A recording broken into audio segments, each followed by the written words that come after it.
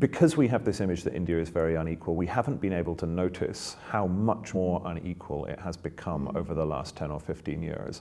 It's almost a trick of the light.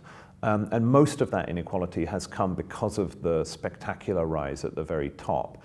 And so we might be familiar with certain symbols of Indian society, the flashy wedding, for instance, or the Bollywood superstar. But it's been hard, I think, for people outside of India to keep up with this incredible change as India has replugged itself into the global economy, and the wealth that has been created there and what that has meant for the gap between the top and the bottom. And as I say, I mean, that's a very significant issue. We know in the West what happens when the top 1% do far better than everybody else. I mean, in Britain and America, it's clear the political populist backlash that comes with those kind of changes. In Asia, there has been less of that so far, but if you continue to have crazy rich Asians at the top doing very, very well and those at the bottom doing relatively less well, then in the end, the political system will react to that, and that will not be a happy thing.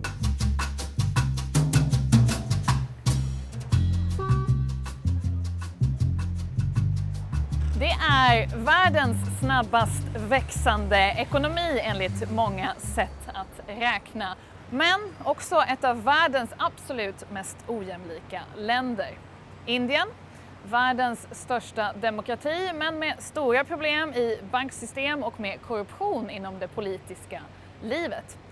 Jag är här i London och ska träffa James Crabtree som i många år var Financial Times correspondent i Mumbai, Indiens finansiella huvudstad, och diskutera hans nya bästsäljande bok, The Billionaire Raj. James Crabtree, thank you for sitting down with us during your very busy two-day trip to London. The title of your book is The Billionaire Raj. So the Raj was that's the Sanskrit term meaning rule, and that was the name of the British system of government before 1947.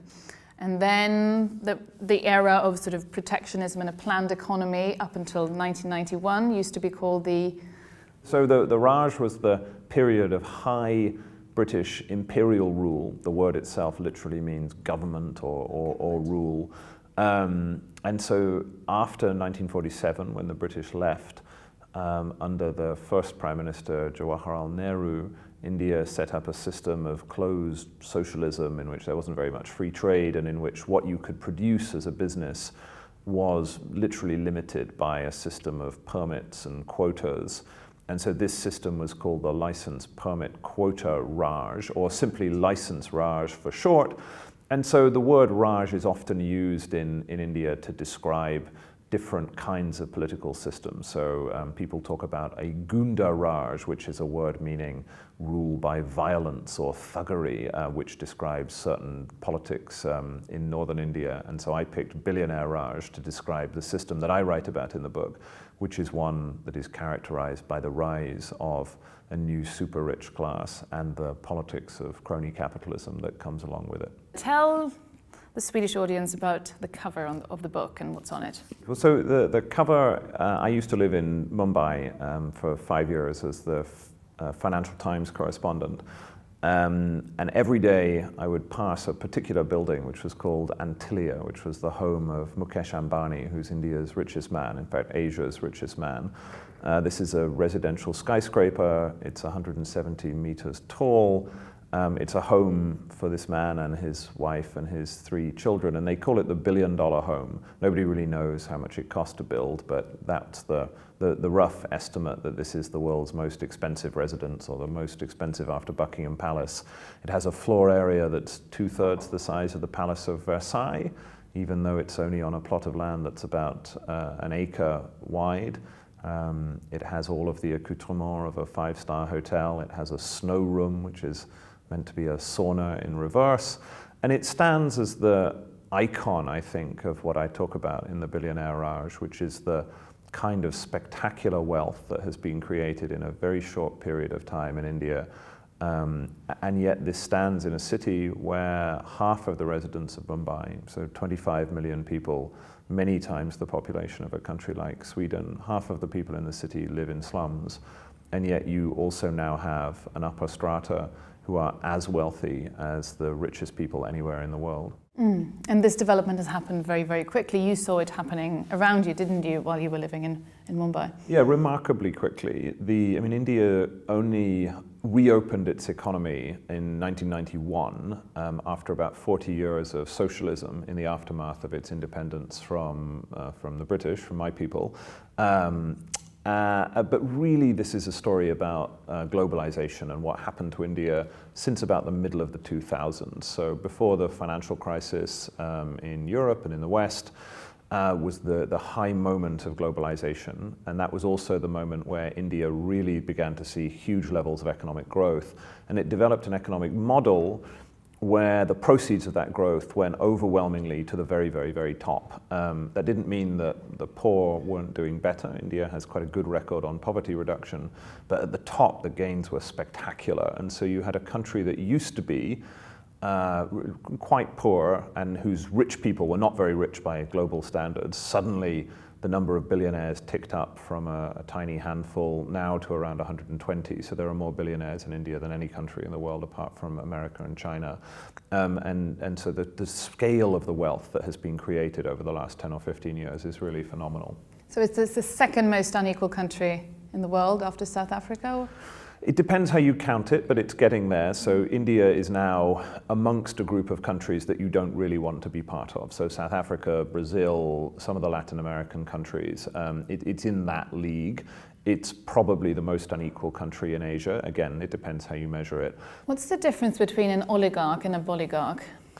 So this was a phrase that people play around with a little bit in India. About 10 years ago, at the height of India's corruption scandals, so in the middle of the 2000s, when the Indian economy really began to go gangbusters, one of the things that happened was a whole spate of corruption scandals that I talk about in the book. And so around that time, people became very worried that India was going to go the way of Russia, that it would be a kind of formal democracy where they had elections, but in the end, there would be a carve-up between the political elite and the business elite. And so at that time, where Russians had oligarchs, people began to talk about the Bollygarchs, and they're the characters that I talk about in the book.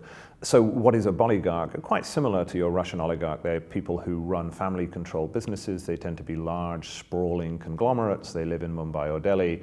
They tend to be billionaires. They tend to work in old industrial sectors of the economy, so not the new world of technology outsourcing or pharmaceuticals. You're talking about people who run steel mills or mines. And in the end, these people became very wealthy and very powerful in Indian society. And one of the political challenges of the last 5 years has been how to reduce the power that the Bollygarchs have in India. But they're different from the oligarchs. I remember you mentioning in the book that there's much more movement within sort of the Bollygarch class in India. They sort of fall from grace quicker and easier, and they come up new ones than in Russia. Is that right? Well, I think there are more reasons to be optimistic about India's economy than Russia's. So, I mean, I think there really is a sense that there are some people in Russia who become rich because Vladimir Putin says they can become rich, and that there is a very tight nexus between the political elite and the governing elite. That's not quite true in India in the same way. For a start, India has large parts of its economy that are efficient and globally competitive, like its IT industry. And these areas tend not to be terribly corrupt. The corruption is in particular sectors. But yes, the same is also true. If you run your business very badly in India, then all of the political friends in the world aren't going to save you. And so those are causes for some optimism. But that's a bit different. Saying we're not as bad as Russia is not the place you want to be. What would you say is the biggest misconception about sort of Indian economic development and the Indian economy that you meet in Europe, and Britain being a part of Europe still? Well, I think so. I write a lot about inequality in the book and the problems that come with inequality. And I think, I'm not sure if this is a misconception, but it's certainly a misperception that because most people in Europe think that India is a very unequal society, and that's partly because of the caste system, it's partly because India has been, for most of our lifetimes and our parents' lifetimes, a very poor country, and so we're familiar with images of abject poverty. sort of people in villages without enough to eat. Because we have this image that India is very unequal, we haven't been able to notice how much more unequal it has become over the last 10 or 15 years. It's almost a trick of the light.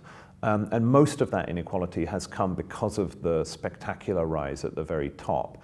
And so we might be familiar with certain symbols of Indian society, the flashy wedding, for instance, or the Bollywood superstar. But it's been hard, I think, for people outside of India to keep up with this incredible change as India has replugged itself into the global economy, and the wealth that has been created there and what that has meant for the gap between the top and the bottom. And as I say, I mean, that's a very significant issue. We know in the West what happens when the top 1% do far better than everybody else. I mean, in Britain and America, it's clear the political populist backlash that comes with those kind of changes.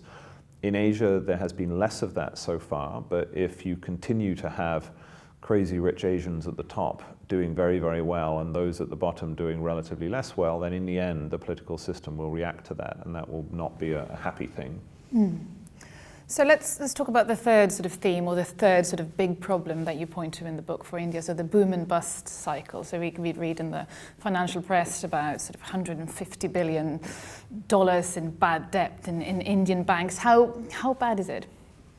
This has been a big problem. So it's wound up in the second issue that I talk about in the book, crony capitalism. So the Indian tycoons, the Bollygarchs, they borrowed a lot of money, some of it from Indian banks, some of it from European banks, actually.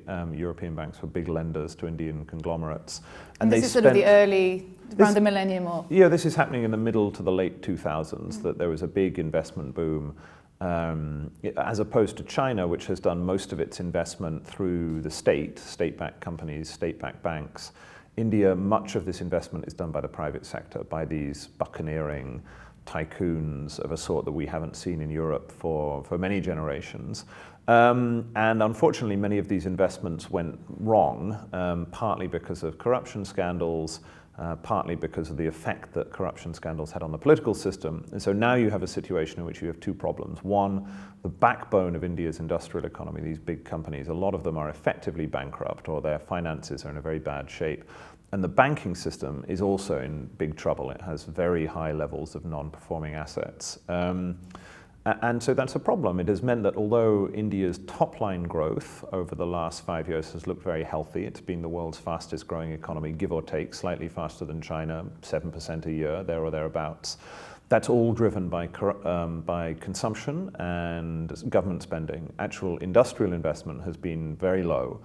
And that's a problem if you think about how China and all the other Asian countries that have grown rapidly in their early stages. You want to be investing heavily in new infrastructure, in industrial equipment, and India has stopped doing that because its investment system is broken. And so it had a system that sort of worked. It was a heavily corrupt system that produced high growth. That system has broken down. It's much more difficult to be corrupt now because the media has focused on this, but there isn't a new system to replace it. And so India needs to develop a new way of investing in the kind of infrastructure and assets that you need to grow quickly. And it hasn't managed to do that, and that's a big problem that it has to overcome.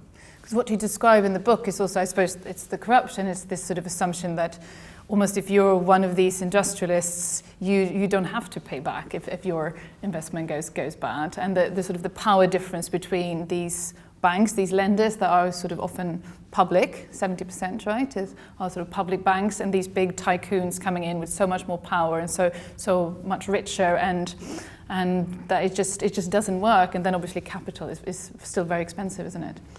Yeah, so in a sense, the balance between the tycoons and the government or the banks has come a little bit more into line. So because the tycoons have all had these financial problems, I think they're not going to be able to behave in the way that they behaved before. And in a sense, the political system is trying to get some of this money back out of them gradually.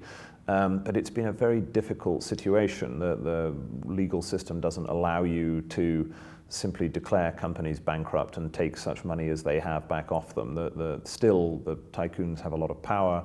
There are other famous examples of effectively bankrupt tycoons who ended up fleeing, often to London, which is where we're sitting. There's 3 or 4 quite famous cases of fugitive Indian tycoons who, in a sense, fled the country and now live, in great luxury, a mile or 2 from where we're sitting in London. So it has been a gradual process in which the Indian political system has tried to bring its errant tycoons back under control. It's gradually managing to do that, but what that isn't allowing you to do is to invest any more money until you come up with a new model that allows you to invest safely in these big, expensive, long-term projects. What's happened is most of these tycoons have actually just not been investing at all. They've been sitting on their hands, and that's fine for them, but it's no good for India as a country, because you need to continue to invest if you're going to move out of poverty and become a kind of middle-income success story, and try and mimic the long-term fast growth that a country like China managed to pull off. In the end, you can grow for 8% a year for a year or 2. The trick is to be able to do that for a decade, and that's something very few countries manage to do. So these sort of stories we could read a couple of years ago about India, double-digit growth in the future and being able to leapfrog sort of several stages of development, that's quite exaggerated. I'm pretty suspicious of all of that, and I think actually this whole narrative about leapfrogging can be quite dangerous. I understand why it's attractive in India. So if you live in India, almost no one in India ever had a landline telephone. They went from a situation in which nobody had phones to everybody had mobile phones. So they did skip a generation of technology. There aren't going to be big box retail stores in India. It will go from small retail stores to online shopping pretty much without the intermediate stage of having out-of-town supermarkets like you might have in Britain or Sweden. But actually this idea that you can leapfrog whole generations of technology means that you don't focus on the basic things that you need to build to develop, like having a well-functioning banking system, like being able to do basic urban planning, for instance. India has an enormous challenge of urbanization. You've got 300 to 400 million people, so as many people as live in Europe are going to move from Indian villages to Indian cities over the next 20 or 30 years. There's no way of leapfrogging that challenge. You've got to go through the kind of hard graft of basic urban development, basic economic development that East Asia did. I think it's unlikely that India is going to be able to mimic Chinese-style double-digit growth. It's a democracy, it's a messy political system. It's simply not going to be able to behave in the way that China did.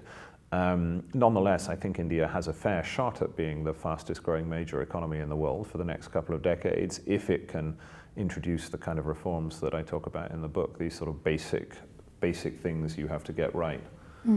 So speaking of this messy democracy, biggest democracy in the world, so you describe in the book how actually the political system is sort of a driver of corruption in the sense that it's very, very costly to sort of run a political campaign. You need to raise up to $1 million to become a parliamentarian if it's a close race. So obviously, this leads to some corruption. Is there any sort of signs of this changing? Well, it's much, much more expensive than that often. I mean, so India's democracy is not quite as expensive as the United States yet. I was going to ask you that, yeah. So the estimate that people tend to use is the last Indian election, nose to tail, cost $5 billion. Which is huge, comparably expensive to an American presidential election. And it's going to get more and more expensive on current track. So I think it's undeniable that India is all but certain to be the world's most expensive democracy. But unlike the United States, all of that, or almost all of that, is raised illegally. The legal portion of that is very, very tiny, and all the rest of it is raised under the table. We don't know exactly from whom, although we know where roughly that this is coming from, which is the kind of business figures that I profile in the book. That's the only place it can come from. But you have no idea who exactly is donating to whom or what the quid pro quo is. And so in the end, you have an arms race in Indian electoral spending. There's an awful lot of simple bribery of voters, where at election time you pay voters a certain amount of money to vote, lots and lots of other illegal spending. And in the end, the only sign is that the next election, which is going to happen next year, will be much more expensive than the last and onwards. I think the chance of India coming to some kind of European settlement in which you have a relatively cheap democracy with some sort of state funding of political parties. I think that's impossible to imagine. I think the only plausible good outcome is an American-style democracy that is very, very expensive and in which the influence of money on politics is probably greater than you would want, but at least it's transparent. The problem is to get there. Introducing reforms to party fundings is very difficult because although Narendra Modi, the current Prime Minister, who I know recently visited Sweden, he is a beneficiary of this system. So he himself is personally not corrupt. He has quite a clean reputation. But his political party is the party of business, and it's the one that can raise the most money. And so it has no self-interest in reforming the system so that it doesn't take any money. And so their record on political party funding has been quite bad. And in the end, until India fixes this problem of the relationship between big money and the political parties, it's very hard to see how it can move corruption out of its political system entirely. The political party funding is the original sin of India's democracy and a very difficult one to fix. How worried should we be about nationalism and populism, which seems to be a problem everywhere, but also in India? I think you should be quite worried about it. I mean, Mr. Modi has a firm religious nationalist background, and although he himself has not governed as a religious nationalist extremist, there are plenty of people on the further wings of his political movement who have some quite unpleasant views. Now, the Indian Constitution has written into it values that I think many of your viewers would find nothing to disagree with. You know, the values of secularism, respect for minorities, pluralism, constitutional democracy. And I think, so those of us who, you know, consider ourselves friends of India and who come in from the outside often rather admire that tradition of India's democracy. There are those in Mr. Modi's party who don't believe in those values, and they are currently, you know, in the ascendant in some ways. And what are the reasons to hope? What are you hopeful about? You point out, you know, the challenges in the book, but what does India have that makes it this kind of development possible? I mean, India has enormous assets. You just have to look at the Indian diaspora population in almost any country in the world. I imagine you have a small such population in Sweden, but you look at Britain or the United States, particularly the United States. Hinduism is America's richest or second richest religion. The Indians are the best educated and richest ethnic minority. If you look at Silicon Valley, you know, some gigantic proportion of the world's leading technology companies are either founded or led by Indians or have Indians at their upper level. Everywhere you look, in Singapore where I live, the Indians do spectacularly well. And so there's enormous talent in that population, if only the framework in which it operated in India could be fixed. And I see no reason why that can't happen in India in theory, given the assets and talents of its people. But I guess what I would say is it's not going to happen by accident. That in the end, India has to introduce the kind of political reforms that will allow it to develop quickly over the next 20 or 30 years. And then one can be relatively optimistic, but it's not going to happen without change. Thank you. Thank you so much, James Crabtree. Thank you for having me.